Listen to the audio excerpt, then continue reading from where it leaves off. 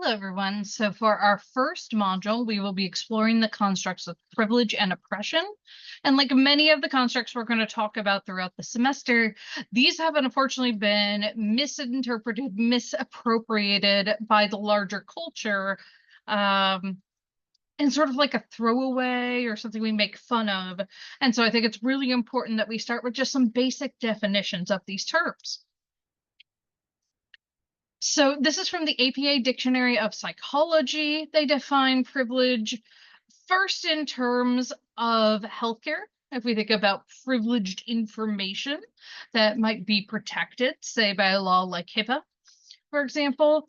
But then we see the second two definitions are more in line with what we're going to talk about here. A favor, benefit, or advantage provided to a person or group in return for something, or unearned special rights, immunities, and social advantages that are granted on the basis of membership in a dominant social identity group.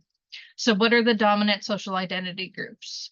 I have a lot of them. I am white, I am cisgender, I am upper middle class, um, I am American. I am third generation immigrant on my mother's side, but I'm still considered American because I'm third generation, right?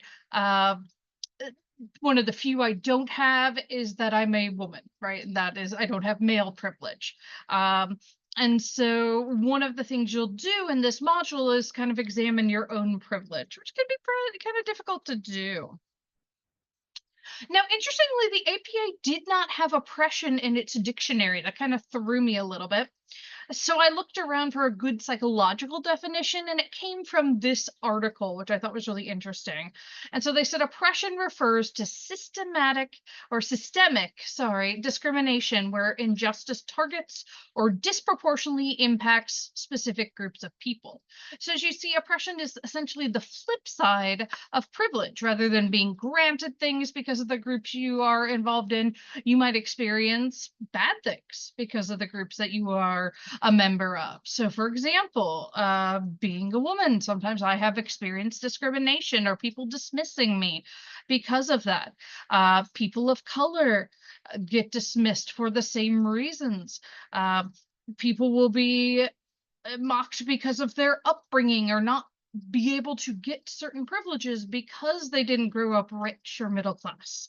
And so it's important to have like an actual grounded psychological scientific definition of these terms. And that's something I should reiterate here. Throughout the semester, we are going to be looking at psychological theory, science, and application to look at these terms and concepts that, again, are often misused, misinterpreted in the larger culture. So I'm just going to very briefly touch on each of the readings you'll do for this module. One is a very classic reading, first published in the 80s, and this is White Privilege, Unpacking the Invisible Knapsack by Peggy McIntosh.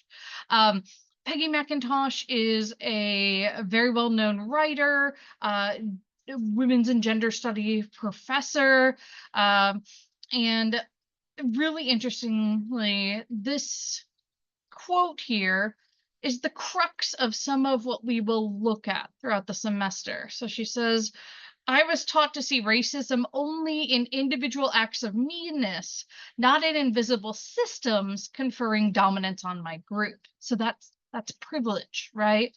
If you have an invisible system that gives you privilege just by existing, right? And so that's a piece of this.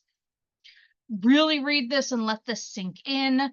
If you're very interested, you'll see she has discussion points afterwards that she uses when she teaches this article. And you can also search on Google, and people have done versions of this for other touchstones of oppression.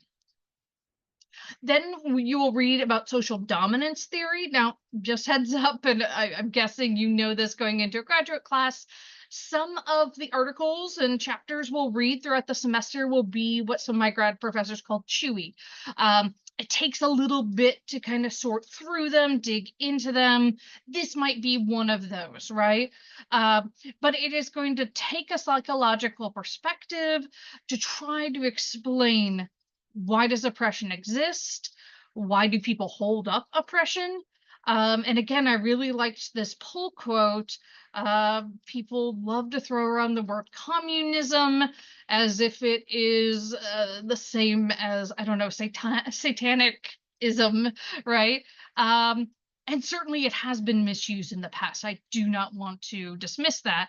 But really, capitalism, communism, other forms of economic ways of doing um, are just exploitation of other people, right?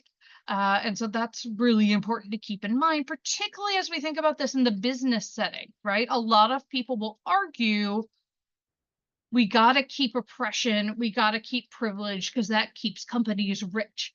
And in fact, what we'll find throughout the semester is psychological research repeatedly shows that if you incorporate the concepts we're talking about, your employees are more productive, you have better perspectives in your room that gives you better ideas that may be more profitable or more helpful if you're working at like a nonprofit organization.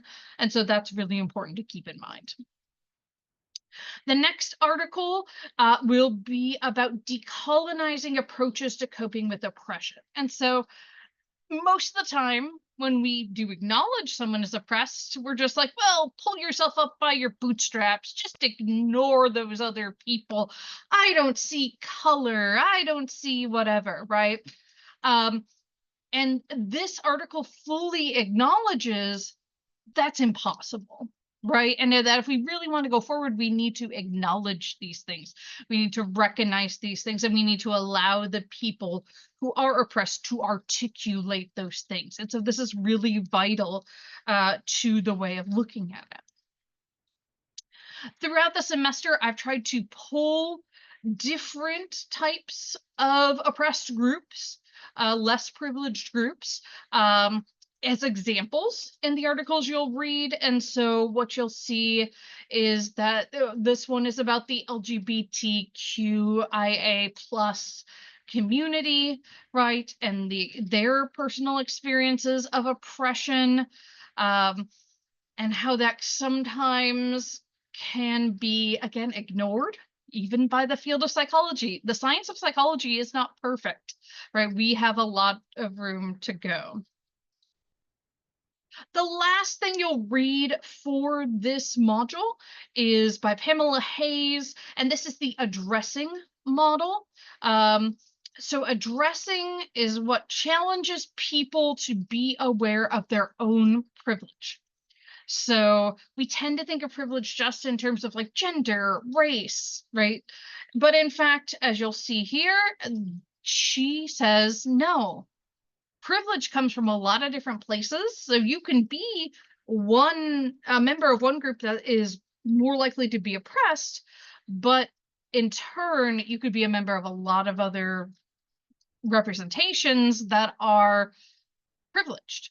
So, for example, age, disability status, religion, ethnicity, social status, orientation, whether or not you have indigenous heritage, national origin, and gender. And so, and I'm sure we could all think of other things, right, that could go into this as well.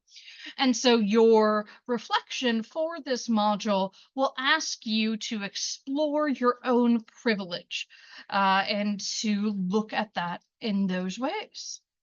I hope this very brief overview gets you rolling, gets you started on your first module, and I look forward to seeing you on the discussion boards and reading your reflections.